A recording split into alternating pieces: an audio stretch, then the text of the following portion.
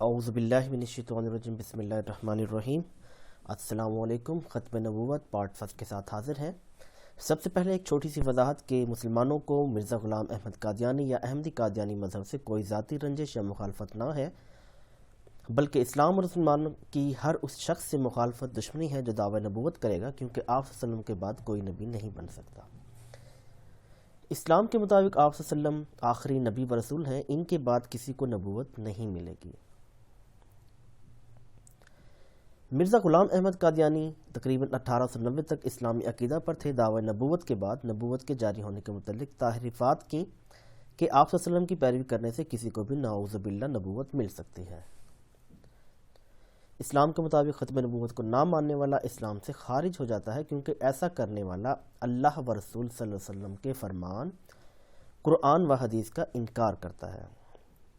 اسی طرح قادیانی نبوت کے جاری ہونے کو نہ ماننے والے کو قادیانیت سے خارج تصور کرتے ہیں، کیونکہ اس سے مرزا کا انکار ہوتا ہے۔ ہم چند عقلی دلائل آپ کے سامنے پیش کرتے ہیں۔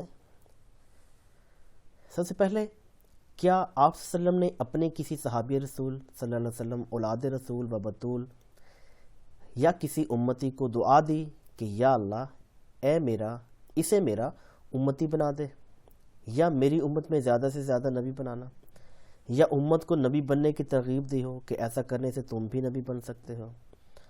1400 سالوں میں امت محمدی صلی اللہ علیہ وآلہ وسلم کا کوئی ایسا شخص، صحابی، تابعی، امام، مجدد، غوث، محدث، عالم، مفتی یا عام امتی، جس نے اللہ تعالیٰ سے نبوت کے حصول کے لیے دعا کی ہو؟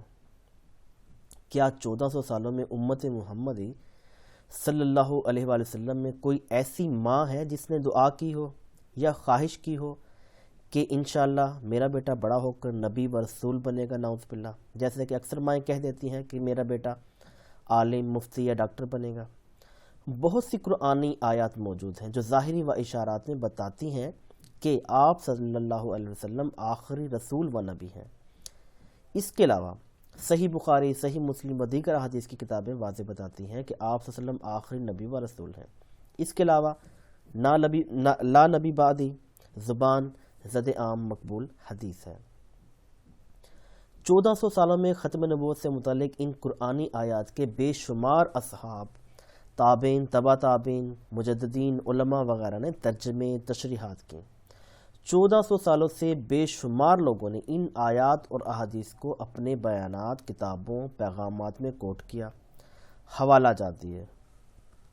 کیا آج تک ان حوالہ جات پر، ان آیات کے ترجمے، تشریحات پر، احادیث کے بیانات پر کسی صحابی، تابعی، مجددین، علماء، مفتیان و دیگر نے اعتراض کیا کہ نبوت تو جاری ہے؟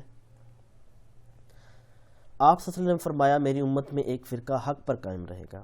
کیا 1400 سالوں میں کسی ایک بھی فرقہ نے نبوت کو جاری کہا یا کہتا آ رہا ہو؟ ہر دور میں مجددین پیدا ہوئے جنہوں نے دین کی تجدید کی اور دین اسلام کو اس کی اصل حالت میں قائم رکھا۔ کیا کسی نے تجدید کی کہ نبوت تو جاری ہے یا امتی نبی آئیں گے؟ مسلمہ کذاب سے لے کر مرزا اور اس کے بعد اب تک جتنے لوگوں نے دعوی نبوت کیا، ہر ایک کو کذاب کہا گیا، اور آئندہ قیامت تک ایسا دعویٰ کرنے والے کو بھی کہا جائے گا۔ آپ صلی اللہ علیہ وسلم اور حضرت ابوبکر رضی اللہ تعالیٰ عنہ کے دور سے آج تک جن لوگوں نے دعوی نبوت کیا، کیا ان کی بلا جھجک سرکوبی کی گئی؟ اور ہر ایک کی سرکوبی کے لیے انہی آیات و احادیث کو حرف آخر مانا گیا۔ اس سرکوبی نبوت کے ختم ہونے کے متعلق کسی ایک امتی نے نہ کہا کہ نبوت تو جاری ہے۔ تقریباً 1000 سال پہلے حضرت نعمان بن ثابت، امام اعظم، امام ابو حنیفہ رحمۃ اللہ علیہ، فتویٰ دیتے ہیں کہ اگر کوئی شخص ایمان لانے کی غرض سے دعوی نبوت والے شخص کو محض پرکھنے کی کوشش کرے کہ یہ سچا ہے کہ جھوٹا، وہ شخص اسلام سے خارج ہے، کیونکہ یہ بات اٹل ہے کہ نبوت آپ صلی اللہ علیہ وسلم پر ختم ہو چکی۔ 1000 سال گزرنے کے باوجود آج تک کسی ماننے والے یا نہ ماننے والے نے اس بات فتویٰ کی مخالفت نہیں کی کہ نبی تو بن سکتا ہے۔ ختم نبوت کے حوالے سے آپ صلی اللہ علیہ وسلم کی امت میں تسلسل سے یہ بات چلی آ رہی ہے کہ بے شمار فرقے بن جانے، امت میں اختلافات بڑھ جانے کے باوجود پوری امت ختم نبوت پر یکجا ہے۔ اس تسلسل میں آپ کو ایک لائن اس کے خلاف نہ ملے گی، جبکہ قادیانی جو تحریفات کر رہے ہیں وہ محض معنی و الفاظ کا ہیر پھیر ہے۔ جتنی بھی تحریفات قرآن و احادیث و قول وغیرہ میں قادیانیوں نے کی ہے، وہ امت میں اس کا تسلسل تو کیا کوئی ایک لائن ہی دکھا دیں۔ آج 14ویں صدی میں جن آیات و احادیث سے قادیانی تحریف النبوت کا جاری ہونا ثابت کرتے ہیں، 1400 سالوں میں ایسا کسی مسلمان نے تو نہ کیا۔ حقیقت یہ ہے کہ ختم نبوت کا سلسلہ قرآن و حدیث اور آپ صلی اللہ علیہ وسلم سے چلا آ رہا ہے۔ ختم نبوت سے انکار قرآن و حدیث اور آپ صلی اللہ علیہ وسلم کا انکار ہے، اور ایسے کرنے والا اسلام سے خارج ہے۔ اب اگر جو تحریفات قادیانی کر رہے ہیں یا کسی کے قول سے نبوت کا جاری ہونا ثابت کر رہے ہیں، اگر ایسی ہی کوئی بات ہوتی تو اس بات کے خلاف ایسا فتویٰ ضرور موجود ہوتا کہ فلاں شخص مرتد ہو گیا، لہٰذا یہ تمام تحریفات من گھڑت ہیں۔ نیز یہ کہ جن کے قول کی تحریفات کی جا رہی ہیں، اگر یہ نبوت کے جاری ہونے کے متعلق بات کرتے تو لازمی نبوت کو جاری نہ ماننے والوں کے خلاف بھی بات کرتے کہ یہ قرآن و سنت کے خلاف بات کرتے ہیں۔ لہٰذا بات صاف ظاہر ہے کہ تمام امت ختم نبوت کے نیا نبی نہیں بنے گا پر متفق ہیں۔ بیان کیے گئے عقلی دلائل کو سامنے رکھتے ہوئے قادیانی سے سوال ہے کہ ان کے مطابق 1890 سے پہلے کے مرزا قادیانی سمیت 1400 سالوں میں کون سا ایسا صحابی، تابعی، مجدد، عالم یا عام امتی ان کے عقیدہ کے مطابق مسلمان تھا، یا جس نے ان کے مذہب کے مطابق لوگوں کی رہنمائی کی ہو جیسے قادیانی کر رہے ہیں؟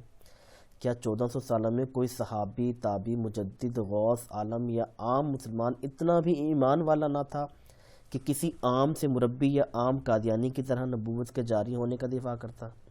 اپنی کسی کتاب میں نبوت کے جاری ہونے کے بارے ایک لائن ہی لکھ دیتا۔ قادیانیوں کے لیے ایک کڑوا سچ یہ بھی ہے کہ اگر مرزا قادیانی یہ کہتا کہ نبی نہیں بن سکتے تو اس کو کون نبی مانتا؟ جتنے بھی جھوٹے آئیں گے وہ یہی کہیں گے کہ نبی بن سکتے ہیں، ثابت کرنے کے لیے تحریفات، چودہ بازیاں بھی کریں گے۔ ایسے ہی جیسے سود خوروں نے سودی کاروبار کے لیے بہت سے راستے نکال رکھے ہیں، ایسے ہی جیسے دین میں تجاوز کرنے والوں نے خود سے مطلب نکال رکھے ہیں اور غیر ضروری باتوں کو دین میں شامل کر رکھا ہے۔ دین اسلام ایک مکمل ضابطہ حیات ہے، ایک مکمل شریعت ہے جس میں قیامت تک کے لوگوں کے لیے ہدایت موجود ہے۔ لہٰذا کامل شریعت ہونے کی وجہ سے دین میں کسی نئے احکام کی ضرورت نہیں، اور جب کسی نئے حکم کی ضرورت نہیں تو پھر اللہ تعالیٰ سے حکم وصول کر کے امت کو پہنچانے والے کی بھی ضرورت نہیں، یعنی نبی و رسول کی بھی ضرورت نہیں۔ عیسیٰ علیہ السلام کے آنے سے ختم نبوت پر فرق نہیں پڑتا، جبکہ کسی بھی نئے نبی کے آنے سے فرق پڑتا ہے۔ ایک مثال سے سمجھاتے ہیں۔ فرض کریں ایک شخص کے 3 بیٹے ہیں، بڑا بیٹا موسیٰ، دوسرا عیسیٰ، سب سے چھوٹا محمد کے بعد اس کے گھر کوئی اولاد نہیں ہوتی، اس طرح سے محمد سب سے چھوٹا بیٹا خاتم ٹھہرا اور لا اولاد بادی کہ اس کے بعد اس شخص کے ہاں کوئی اور اولاد نہیں۔ اب اگر موسیٰ کہیں بیرون ملک چلا جائے اور محمد فوت ہو جائے اور عیسیٰ اپنے والد کے پاس موجود ہو، تب بھی محمد ہی خاتم اور آخری اولاد ہوگا، چاہے تینوں کی ترتیب کچھ بھی ہو، جب تک کہ کوئی چوتھا جنم نہ لے لے، محمد خاتم ہی رہے گا۔ اسی طرح 1,24,000 انبیاء علیہ السلام کی بعثت ہوئی دنیا، جن میں سب سے آخر میں محمد صلی اللہ علیہ وسلم کی بعثت ہوئی، یعنی کہ پہلا نبی آدم علیہ السلام آئے، دوسرا، تیسرا، اور یہ ترتیب وار آتے گئے، اور یہ 1,24,000 انبیاء اس دنیا میں تشریف لائے۔ تقریباً 611 عیسوی میں آپ صلی اللہ علیہ وسلم کے بعد کوئی نبی نہیں بنایا گیا۔ 1,24,000واں نمبر آپ صلی اللہ علیہ وسلم کا ہے، لہذا آخری ہیں، خاتم ہیں، لا نبی بعدی ہیں۔ اب 1,24,000 سوائے محمد صلی اللہ علیہ وسلم اگر دنیا میں پھر تشریف لے آئیں، اگر یہ سب کے سب پھر تشریف لے آئیں، تب بھی محمد صلی اللہ علیہ وسلم ہی خاتم آخری رہیں گے، کیونکہ یہ ان سے پہلے نبی ہو چکے ہیں، کیونکہ تمام نبی دنیا میں آپ سے پہلے نبی بننے ان کی بعثت ہوئی، اور آپ صلی اللہ علیہ وسلم کی بعثت سب سے آخر میں ہوئی۔ ہاں، اگر 124 کے بعد 1,24,000 کے بعد 1,24,001 ہو جاتا ہے تو اگر آپ صلی اللہ علیہ وسلم کے بعد نبی ہوں یا بنے تو تعداد 1,24,000 سے بڑھے گی، اور وہ 1 2 3 ایسے بڑھتی جائے گی، اور بعد میں نبی بننے والا آخری ہوگا، جو آخری ہوگا وہ ختم ہوگا۔ دنیا میں تقریباً 1,24,000 انبیاء آئے۔ واقعہ معراج کے وقت سب نے آپ صلی اللہ علیہ وسلم کے پیچھے نماز ادا کی، ان سب نے آپ صلی اللہ علیہ وسلم کے پیچھے نماز ادا کی، لیکن پھر بھی انبیاء کی تعداد 1,24,000 ہی ہے۔ اگر دوبارہ یا بار بار آنے سے تعداد میں اضافہ ہوتا تو آج کم از کم تعداد 2,48,000 ہوتی۔ اس کے علاوہ 2 آدم ہوتے، 2 ابراہیم علیہ السلام، 2 موسیٰ علیہ السلام، اسی طرح جبرائیل علیہ السلام۔ آدم علیہ السلام سے آپ صلی اللہ علیہ وسلم تک ہزاروں لاکھوں بار وحی لے کر آئے ہوں گے، تو کیا جبرائیل علیہ السلام ہزاروں یا لاکھوں ہو گئے ہیں؟ اس کا مطلب عیسیٰ علیہ السلام کے آنے سے تعداد پر فرق نہیں پڑتا، لہذا ختم نبوت پر بھی فرق نہیں پڑتا۔ اللہ تعالیٰ کا طریقہ کار رہا ہے کہ دنیا میں ایک کے بعد ایک نبی یا رسول یا ایک ہی وقت میں مختلف جگہ نبی یا رسول بھیجتا رہا ہے، جو ان کو دی گئی شریعت کے مطابق معاملات نبھاتے تھے اور لوگوں کو تلقین کرتے تھے۔ جب نئی رسالت دی جاتی تو اس میں وقت کے تقاضا کے مطابق نئے احکامات صادر کیے جاتے، لیکن ان تمام رسالتوں کا دائرہ محدود ہوتا ہے۔ جب نئی رسالت دی جاتی تو اس میں وقت کے تقاضا کے مطابق نئے احکامات صادر کیے جاتے، لیکن ان تمام رسالتوں کا دائرہ محدود ہوتا تھا۔ مگر جب آپ صلی اللہ علیہ وسلم کو رسول مبعوث کیا گیا تو آپ کو کامل رسالت دی گئی، جس کی رہنمائی اور نفاذ قیامت تک کے لیے تھا، یعنی حضرت آدم علیہ السلام سے احکامات کا جو سلسلہ شروع ہوا تھا وہ تمام نبیوں سے ہوتا ہوا حضرت عیسیٰ علیہ السلام تک پہنچا، اور آخر یہ رسالت کا سلسلہ آپ صلی اللہ علیہ وسلم پر کامل ہو گیا، مکمل ہو گیا۔